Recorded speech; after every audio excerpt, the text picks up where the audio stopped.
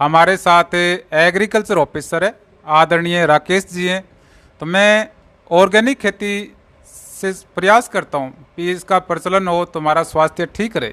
मुझे ज़्यादा जानकारी नहीं है, तो अच्छे ज्ञान के लिए आज 5 या 1 मिनट अच्छी अच्छी बातें करेंगे भी इसमें प्राकृतिक खेती का कितना का महत्व है और रासायनिक खादों का कितना का नुकसान हो रहा है। तो सर्वप्रथम तो जी आपका मेरे फेसबुक पेज पर स्वागत है। आप क्या कहना चाहोगे प्राकृतिक ऑर्गेनिक खेती के बारे में? धन्यवाद आपका।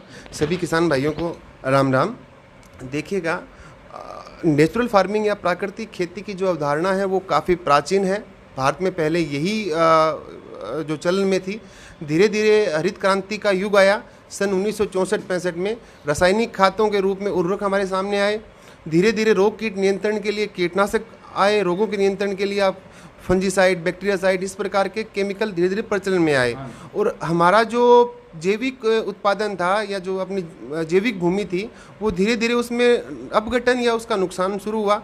उसका परिणाम क्या हुआ? उसका परिणाम ये हुआ कि जहाँ शुरू में हमारी उर्वरक डालने से उत्पादकता बढ़ी, धीरे धीरे जाके वो एक जगह पे कांस्टेंट हो गई और आज वो भले कितने फर्टिलाइजर दे दें वो ज़मीनें बंजर हो रही हैं और उनसे उत्पादन नहीं हो रहा है। दूसरा, जो हमने जहर केमिकल जो पेस्टिसाइड हमने डाले, जो कीटनाशक हमने पौधों को दिए, उनका जो रेजिडुअल है या उनका अवशेष है वो हमारे धीरे धीरे हमारे शरीर में जाने लगा।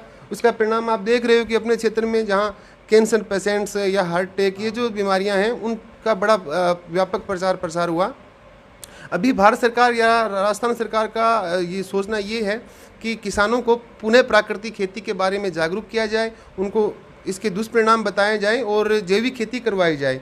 इस हेतु अपने यहाँ नोहर में भी हम national mission on natural farming चला रहे हैं। इसके अलावा अगर जो भाई इसमें वर्मी कंपोस्ट का महत्वपूर्ण योगदान है, तो जो भाई वर्मी कंपोस्ट कर रहे हैं उनके लिए गोवर्धन वर्मी कंपोस्ट कृषि आपकी योजना है, जिसमें आपको 30 फीट लंबी स्ट्रक्चर निर्माण पे 10,000 रुपये विभागीय सब्सिडी दी जाएगी। तो एक तो ये है कि जैविक खेती का जो प्रमुख आधार है वो आपके केंचुए रहेंगे।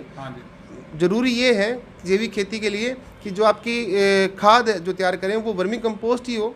तो पहला ये वर्मी कंपोस्ट। दूसरा, खेती के लिए जो हम पेस्टिसाइड और केमिकल जो डाल रहे हैं उनकी जगह हम नेचुरल जो अपने प्राकृतिक रूप से आपको जो परजीवी मित्र हैं, जैसे या अभी जैसे हम बात करें बीटी कॉटन की बात करते हैं। बीटी कॉटन में जो अभी गुलाबी सुंडी के लिए हम कर रहे हैं, तो सर्वप्रथम हमारा प्रयास ये होना चाहिए कि हम उसकी मॉनिटरिंग करें। और मॉनिटरिंग के लिए हम क्या कर सकते हैं, अपने फील्ड में प्रति एकड़ कम से कम 2 फेरोमोन ट्रैप लगाएं।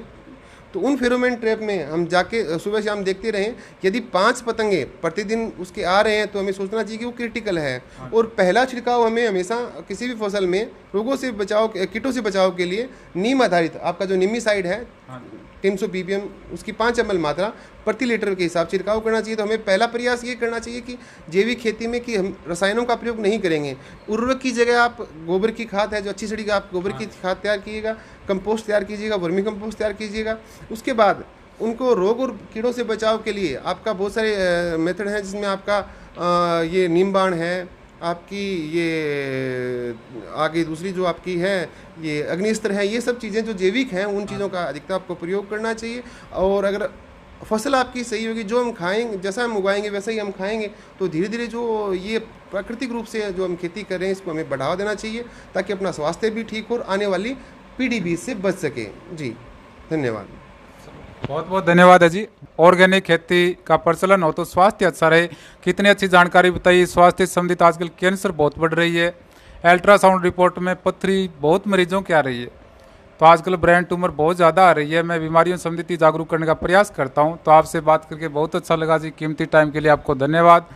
तो आप कोशिश करें, आप सभी से निवेदन है भी आप ऑर्गेनिक खेती ना कर सकें तो थोड़ा रसायन कम जरूर डालें। भी एकदम से एक बदलाव लाना बहुत मुश्किल होता है। इसमें जी मेहनत भी थोड़ी ज़्यादा लगती है जी। एक बार शुरू में आपको थोड़ा सा मेहनत होगी, धीरे धीरे आपकी भूमि भी उसी हिसाब से परिवर्तित हो जाएगी और आपको आदत बन जाएगी। पर शुरुआत में आपको थोड़ा सा एक बार चलन होगा। शुरू में आपके हो सकता है 1-2 साल उपज भी उसकी कंपेयर कम आए, पर धीरे धीरे वो एक सतत बन जाएगा और आपको वैसी ही उपज, वही चीज़ें आपको बिना जहर खाद के मिलेगी। 1 वर्ष हो सकती है दिक्कत, उसके बाद प्रकृति अपने आप नेचुरल सिस्टम बनाती है। तो आप सभी से मेरा निवेदन है कि आपकी ज्ञानवर्धक बातें आप तक मैंने शेयर की हैं कि आप रसायनों का कम उपयोग करें। आजकल यूरिया आ रही है, खून के अंदर बहुत नुकसान हो रहा है, बीमारियां बहुत ज़्यादा हैं, तो आप थोड़ा कम रसायनों का उपयोग करें और हो सके अगर संभव हो तो आप ऑर्गेनिक खेती करें। ठीक है जी, ठीक है जी।